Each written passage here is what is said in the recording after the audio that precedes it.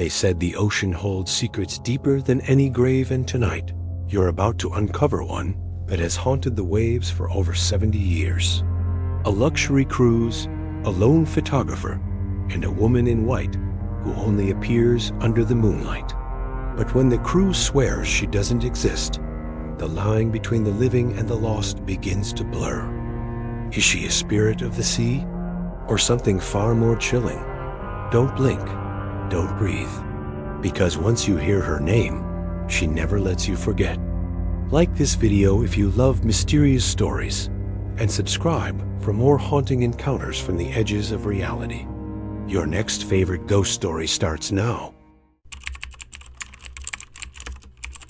They say every ship has its ghosts, but this one had a woman no one could explain. It started with a luxury cruise ship off the coast of Norway. The Selene Queen, a vessel of opulence and romance, making its maiden voyage into the Arctic twilight. On board was a travel photographer named Eliot Grant, hired to capture the beauty of the fjords and the lavishness of the ship itself. But what he captured instead changed his life forever. On the second night of the voyage, Eliot was walking the upper deck at 2 a.m. The sea still, the sky a deep velvet. And then, through the viewfinder of his camera, he saw her, a woman dressed in what looked like a 1940s cruise gown, standing alone by the railing. Her hair black as obsidian, her eyes luminous, almost glowing. Eliot lowered his camera to greet her, but she was gone. No footsteps, no trace, just the scent of old perfume lingering in the salt air. The next morning, he mentioned the incident to a crew member.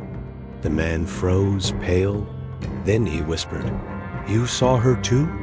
Before walking away, Eliot began asking around.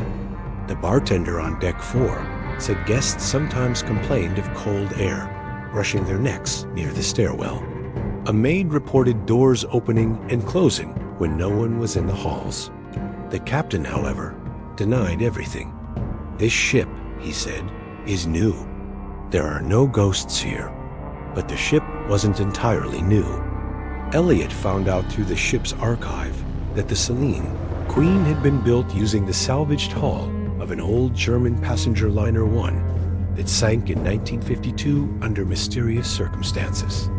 Among the victims, a woman named Isolde, a socialite who vanished during the ship's final voyage. Her body was never recovered.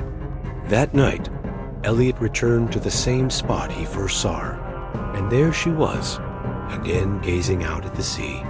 He called out, "Isolde?" She turned and smiled.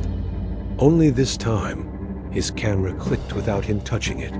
Frame after frame captured her image, even as he stood frozen, breathless, his heart pounding.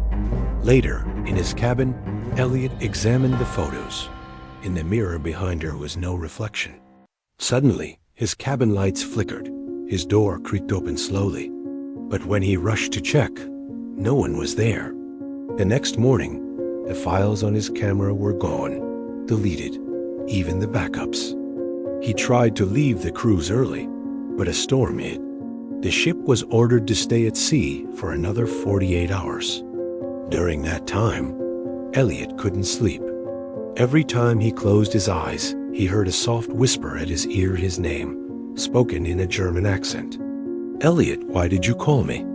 And then, on the final night she appeared in his dreams, the ocean was calm. She stood at the end of a long banquet table filled with melting candles and wine that dripped like blood.